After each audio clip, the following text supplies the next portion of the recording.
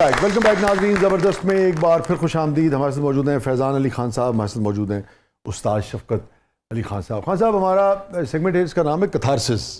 अच्छा, पुत्र तो नाल बैठा है, ध्यान कथारसिस करिए।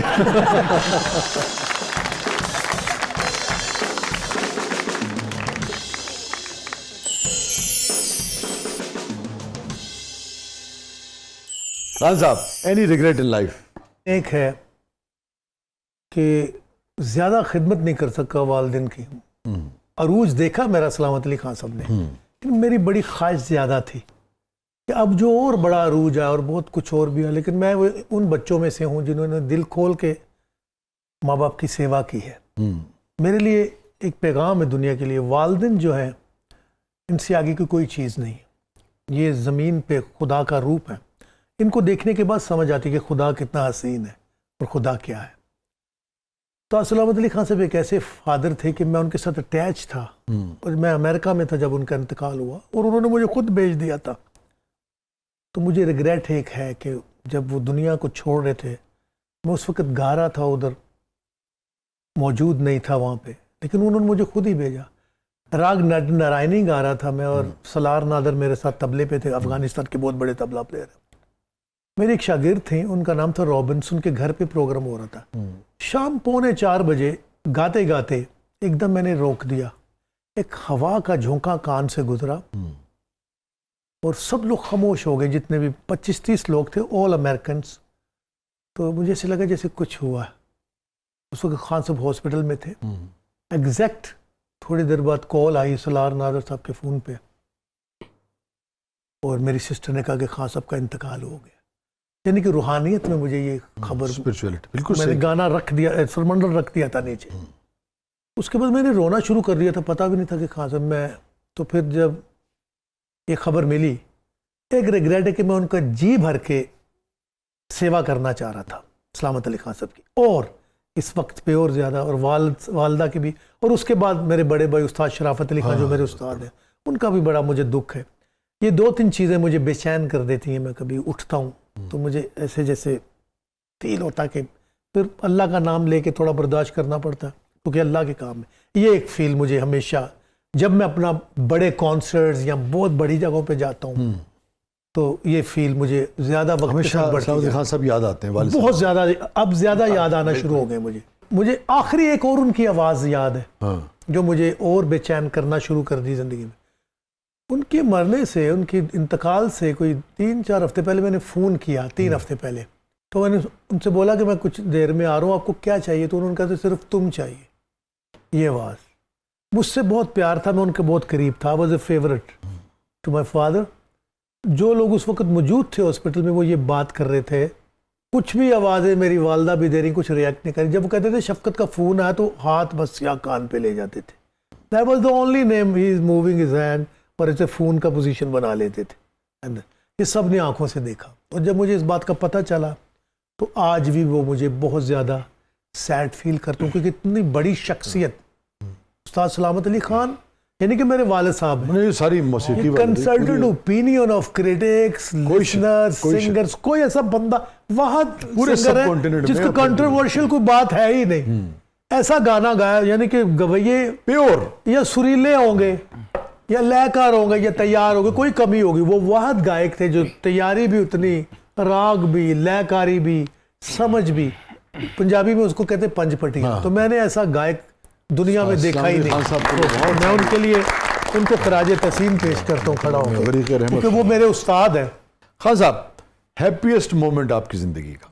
मेरी ज़िंदगी में सबसे खुशी की बात यही है कि मैंने याद सलामत शुरू किया है, जो 4 साल बड़ी कामयाबी से बहुत बड़ा फेस्टिवल बन गया।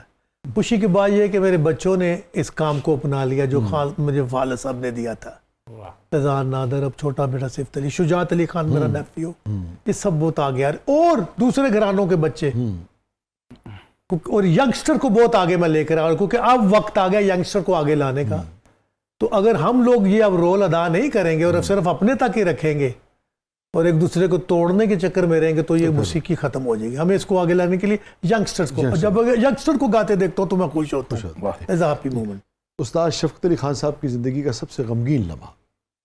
मेरे लिए सबसे ज्यादा गमगीन लम्हा भी सलामत अली खान से जुदाई का, और उसके बाद सबसे सैड मोमेंट है मेरे बड़े भाई शराफत अली खान और मेरी बड़ी बहन खालदा और मेरी जो कजन सिस्टर्स थी जो मेरी माओं की तरह थी।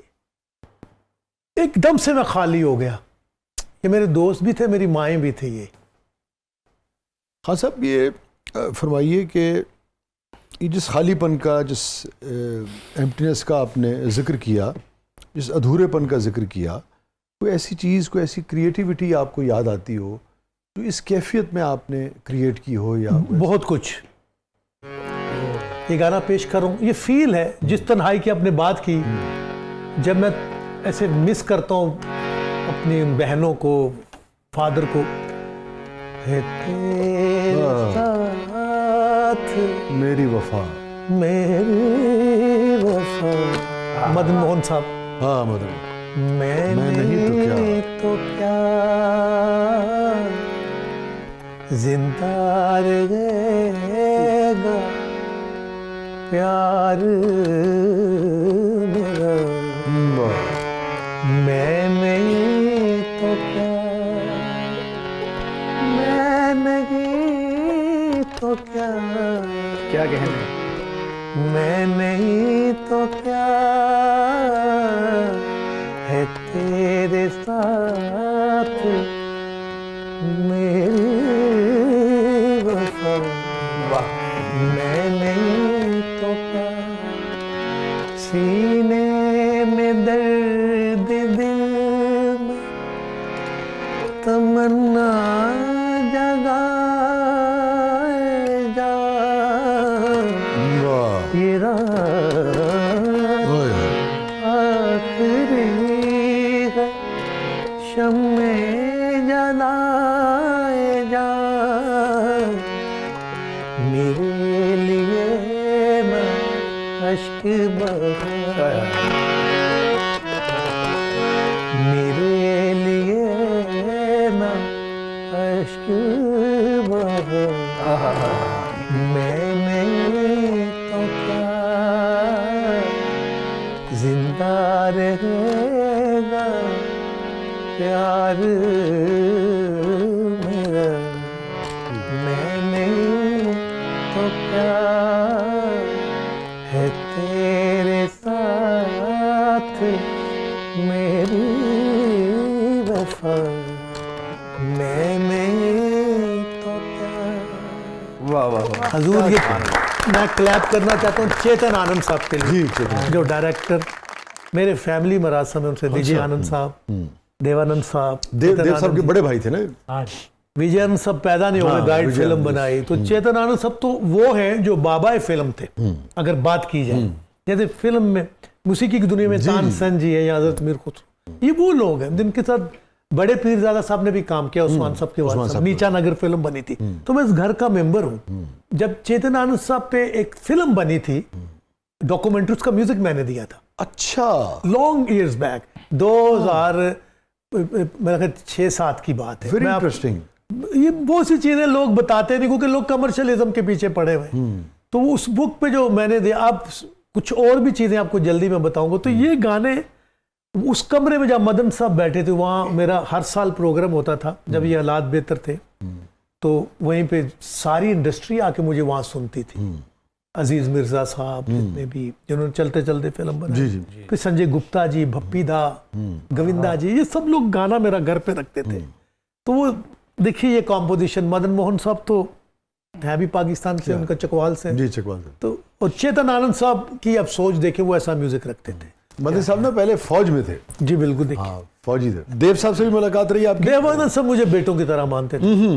अच्छा, देव साहब गुरदासपुर के, वाला मेरी दीनानगर की, तो पहले इन्होंने उनको बहन बुला लिया। सलामत अली खान भी गए, ये पुराने दोस्त थे सारे। नज़ाकत सलामत अली साहब केतनव में बहुत गाते रहे, फिर देव साहब ने मुझे वहाँ पिक किया और मुझे फिल्म की ऑफर की। जैसे फिजान, मेरे बड़े लंबे बाल और अमेरिका का दौर, मैंने कहा एक दिन सोच के बताता हूँ। एक फिल्म बनी थी प्यार का तराना, गालिबन उसमें अनीता अयूब साहिबा उसमें पाकिस्तानी रोल भी किया था उन्होंने। मॉडल थी शायद। लेकिन नेक्स्ट डे मैंने जाकर उनको ये कहा कि मैं सिर्फ गाना ही गाना चाहता हूँ, ये लंबा टाइम मांगता, तो मुझे उन्होंने गले लगा लिया था। Was expecting this from you. वाह। तो ऐसे ताल्लुकात थे। उन्होंने अपने मखसूस स्टाइल में कहा होगा यूं करके ना। कमाल। उनका अंदाज ऐसा था सर, एक दफ़ा वो आपको मिल लेंगे, आप सीढ़ियाँ चढ़ेंगे तो वो कहेंगे वस्सी चले आओ, शफकत चले आओ, वो याद नीचे से बता देते थे sound, scene of the sounds. Rafi sahab का एक गाना है और देव साहब पे पिक्चराइज हुआ है। जी अगर आपके हाफजे में हो, आपको याद हो और आपका मूड हो, दिन ढल जाए। जी बिल्कुल, ये मेरा फेवरेट सॉन्ग। फिजान मुझे ज़रा बोल बताते रहेंगे। जी हाँ, तो देव साहब को भी, रफ़ी साहब को भी, और ये मैं सबको ट्रिब्यूट कर रहा हूँ रफ़ी साहब को, देव साहब जी को हाँ। और S D Burman sahab. S D Burman S D Burman sahab को। दिन ढल जाए हाय, रात न जाए, तू तो ना आए, तेरी वाह याद क्या क्या दिन ढल जाए, प्यार में सब जग छोड़ा, सब जग छोड़ा और हुए और हुए बदनाम, उनकी ही खातिर उनकी खातिर हाल हुआ ये। हाल हुआ ये, बैठे हैं दिल को थाम, बैठे हैं दिल को थाम,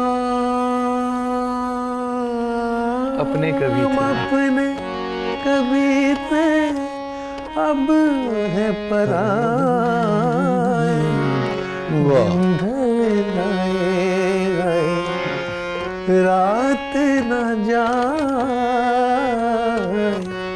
तू तो ना आए, तेरी याद सताए, वाह, दिन ढल जाए। ब्यूटीफुल, लाजवाब, गाना ज्यादा मुश्किल है शाह जी। क्या बहुत बहुत शुक्रिया फैजान, आप तशरीफ लाए, बहुत बहुत शुक्रिया, बहुत बहुत शुक्रिया Thank you, उस्ताद शाबाश, बहुत शुक्रिया। शौकत अली खान साहब, आप तशरीफ लाए, thank you so much. Thank you, thank you. नाज़रीन, ये था आज का ज़बरदस्त। अपने फीडबैक से हमें आगाह कीजिएगा। और खान साहब, पता नहीं तुझे कितने लगे हैं, एक ताज़ा ही नहीं सर, ये आप जैसे लोगों का बनता है, इधर ही जाना बनता है। ये ऐसी अननोन डेस्टिनेशन जिसका नाम नहीं है लेकिन है। ये आप सही कहते हैं खान साहब। So I call it unknown destination. हाँ, शायरी और मौसीकी दोनों ही ऐसी चीज़ें हैं जो मालूम से नामालूम की तरफ सुभान अल्लाह। और बात so I call it unknown destination. बिल्कुल वही मैंने आप ही की बात अक्सर कहता हूँ, अननोन डेस्टिनेशन में चला जाता है, उसका नाम कोई नहीं। यस, तो जो वापस आ गया बच गया, जो नहीं आया वो हाँ। फिर सागर सदीकी बन जाता है, किसी फुटपाथ पे बैठ जाता है। आज एक शेर हुआ, उसी पर प्रोग्राम का ख्ताम करते हैं खान साहब। आप जी जी, उसे बुलाओ मैं एक बार मिलना चाहता हूँ, उसे बुलाओ मैं एक बार मिलना चाहता हूँ, जो कहता फिरता था कि जख्म भर भी जाता है। जो कहता फिरता था कि जख्म भर भी जाते हैं। खान साहब, जख्म भर जाते हैं? वक्त के साथ लोग कहते हैं, लेकिन ऐसा नहीं नहीं है। होता। मेरा ख्याल ज्यादा खुलते जाते हैं। उन्हें बुलाना चाहिए था ना, बुला के पूछना चाहिए था कि क्यों कहता था यहाँ पर जाना।